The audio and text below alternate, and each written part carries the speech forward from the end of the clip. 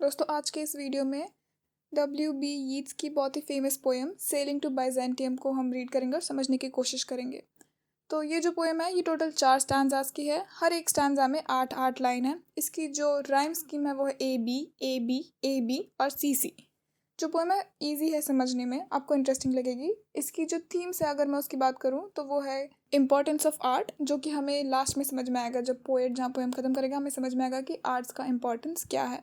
और इसके अलावा ओल्ड एज में जो हमें कहीं ना कहीं लगता है कि हम अपने सोल को कैसे बचा के रखें, तो प्योरिटी ऑफ सोल, उसके बारे में बात की गई है। बाइजेंटियम जो जगह है, एक जगह कही जाती है जो कि क्रिश्चियन लोगों के लिए बहुत ज़्यादा इंपॉर्टेंट थी, जहाँ पे कहा जाता है कि ये बहुत पायस जगह है जहाँ सब कुछ शुरुआत हुआ था हर चीज़ का। लेकिन असल में ऐसी कोई जगह नहीं है।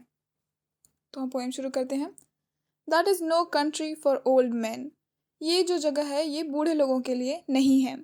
The young in one another's arms, birds in the trees. इस जगह में क्या है, जो यंग लोग हैं वो एक दूसरे की बाहों में बाहें डाल के घूम रहे हैं, और जो पक्षी हैं वो पेड़ों में घूम रहे हैं।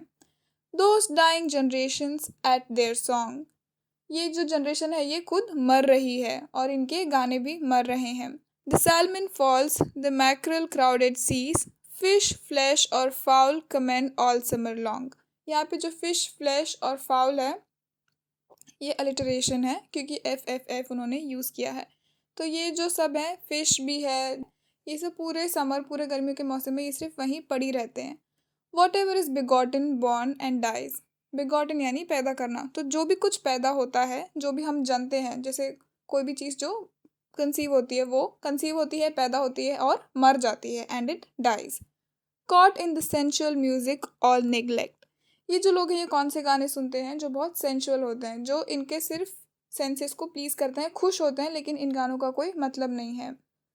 Monuments of unageing intellect. तो ये गाने तो वो सुनते हैं जो इनको अच्छे लगते हैं, लेकिन ये क्या निगलेक्ट करते हैं, वो मॉन्यूमेंट्स जो कि अनएजिंग है, उन चीज़ों को ये निगलेक्ट कर देते हैं जो कि असल में काम की हैं, जो कि वक्त के साथ ख़राब नहीं होंगी। ये उन सब चीज़ों में लगे हुए हैं जो वक्त के साथ पेरिश हो जाएंगी, मर जाएंगी, ख़त्म हो जाएंगी।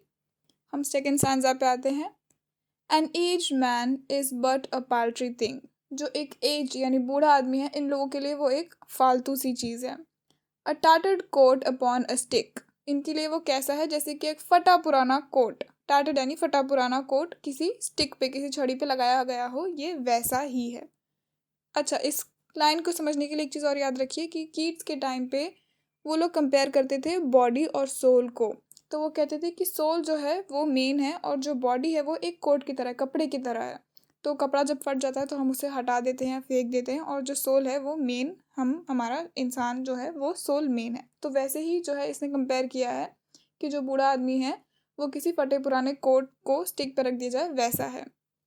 Unless soul clap its hand and sing and louder sing. अब ऐसा है कि ऐसी हालात में जो सोल है, जो आत्मा है, उसे अपने आप को बचाने के लिए कुछ ना कुछ करना पड़ेगा, अपने ही तरीके निकालने पड़ेंगे। तो जो सोल है वो तालियां बजाए, गाने गाए, और ज़ोर ज़ोर से गाने गाए। For every tartar in its मॉर्टल dress. वो कब कब गाने गाए, जब हर एक टाटर, हर एक जो बोलते हैं खिंचाव, या जो हर एक टाटर जो फट रहा है, हर एक छेद पे, जो उसकी मॉडल ड्रेस है, जो उसका शरीर है, उसके हर एक छेद पे वो ज़ोर ज़ोर से गाने गाए और तालियां बजाए। Nor is there singing school but studying. और यहाँ पे कोई सिखाने वाला भी नहीं है। अब यहाँ पे बात चल रही है, हमें गाने की बात चल रही है, लेकिन ये मेटाफोरिकली वो बात कर रहे हैं कि हमारी सोल की प्योरिटी को कैसे बचाया जाए। तो जहाँ वो गाने की बात कर रहे हैं वो असल में गाने की बात नहीं कर रहे हैं, वो सोल की प्योरिटी को बचाने की बात कर रहे हैं।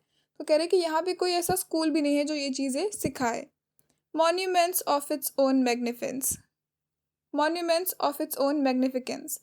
जो कोई ऐसा स्कूल नहीं है जो सिखाए कि अपने आप को कैसे बचाया जाए, मॉन्यूमेंट्स जो हैं उनको कैसे बचाया जाए। And therefore I have sailed the seas and come to the holy city of Byzantium. और क्योंकि यहाँ पे तो कोई मुझे सिखाने वाला है नहीं, इसीलिए मैंने क्या किया है, सीज जो समुंदर है उनको सेल करके, उनसे बहुत दूर पार जाके मैं बाइजेंटियम की जो होली सिटी है वहाँ पे आ चुका हूँ। अब थर्ड स्टैंजा में, क्योंकि अब ये उस सिटी में आ चुके हैं, वो सेजेस से बात कर रहे हैं। O sages standing in God's holy fire. ओ संत लोग जो तुम भगवान की होली फायर में जहाँ तुम खड़े हो। As in the gold mosaic of a wall, जैसे कि गोल्ड मोज़ेक का जो काम होता है, सोने का काम किसी दीवार पे जो हम नक्काशी करते हैं, तुम वैसे वहाँ पे खड़े हो। Come from the holy fire, burn in a gyre, तुम जो है होली फायर से निकलो। और जायर जो कि या W.B. यीट्स की बहुत सारी पोएम्स में उन्होंने इसका यूज़ किया है, ये उनके बचपन की उन्हें याद दिलाता है। तो तुम वहाँ से निकलो।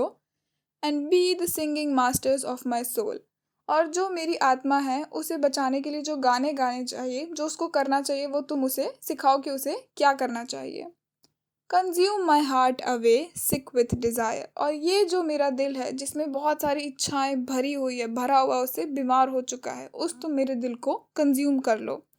And fastened to a dying animal, ये जो मेरा दिल है ये एक डाइंग एनिमल कोई भी हो सकता है, कोई इंसान जिसे आप बहुत प्यार कर रहे हैं, या कोई जानवर, या कोई भी ऐसी चीज़ जो ख़त्म हो जाएगी। ये सब चीज़ें जो ख़त्म हो जाएगी, हमारा जो लगाव इनसे ख़त्म नहीं होता है, लेकिन ये चीज़ें तो ख़त्म हो जाएंगी। तो जिस दिन वो चीज़ ख़त्म होगी, वो इंसान ख़त्म होगा, हमें बहुत दुख होगा।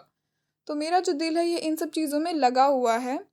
It knows not what it is and gather me, ये दिल जो है ये कुछ भी जानता नहीं है, ये सिर्फ मुझे परेशान, मतलब सिर्फ इन सब चीज़ों में लगा हुआ है जो किसी मतलब की नहीं, व्यर्थ की चीज़ों में लगा हुआ है।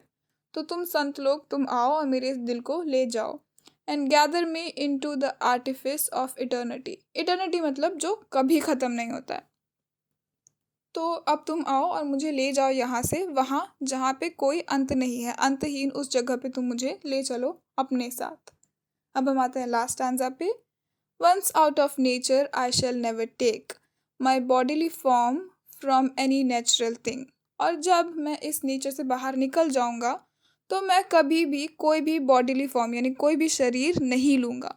और उनको कोई शरीर नहीं मिलेगा, इस बात से पोएट दुखी नहीं है, वो काफ़ी खुशी हैं कि अब उन्हें कोई और शरीर नहीं लेना पड़ेगा। But such a form as Grecian goldsmith make, लेकिन मैं कोई ऐसा फॉर्म ले लूँगा, कुछ ऐसा रूप ले लूँगा जो कि ग्रीस में जो गोल्ड स्मिथ यानी सुनार लोग जो थे वो बनाते थे। Of hammered gold and gold enamelling, जो गोल्ड है, जो सोना है, उसे ही पत्थर हथौड़े से मार मार के, जो सोना है उसे हथौड़े से मार मार के हम शेप देते हैं, वो शेप उसे देंगे और उसके ऊपर गोल्ड से ही इनामलिंग करेंगे, यानी उसके ऊपर जो नक्काशी होगी या उसके ऊपर जो डिज़ाइन बनाएंगे वो भी सोने का ही होगा। To keep a drowsy emperor awake, तो मैं वो नक्काशी बन जाऊंगा, मैं वो जो ब्यूटीफुल आर्ट वर्क है मैं वो बन जाऊंगा किसी ड्राउजी यानी जो नींद में जो कोई राजा होगा, एम्परर, उसे जगाने के लिए जो सुंदर नक्काशी होगी मैं वो बन जाऊंगा। या फिर और सेट अपॉन अ गोल्डन बो टू सिंग, या फिर मैं किसी गोल्डन बो पे गाना गाने के लिए बैठ जाऊंगा। To lord and ladies of Byzantium of what is past और पासिंग और टू कम, तो मैं वो पक्षी बन जाऊंगा जो किसी गोल्डन बो, किसी सोने की डाली पे बैठ के गाना गाएगी। किसके लिए? जो बाइजेंटियम के आदमी और औरतें हैं, उन लोगों के लिए मैं गाना गाऊंगा। किस बारे में गाऊंगा? ऑफ व्हाट इज़ पास्ट, जो पास्ट में हो चुका है, और पासिंग, जो हो रहा है यानी प्रेजेंट, या फिर जो आने वाला है, उनके लिए मैं ये सारे गाने उन्हें गा के सुनाऊंगा। तो ये वीडियो यहीं पे ख़त्म होता है। अगर आपको ये मेरा डिस्क्रिप्शन अच्छा लगा हो तो मेरी वीडियो को लाइक कीजिए, अगर नहीं अच्छा लगा हो तो डिसलाइक कीजिए।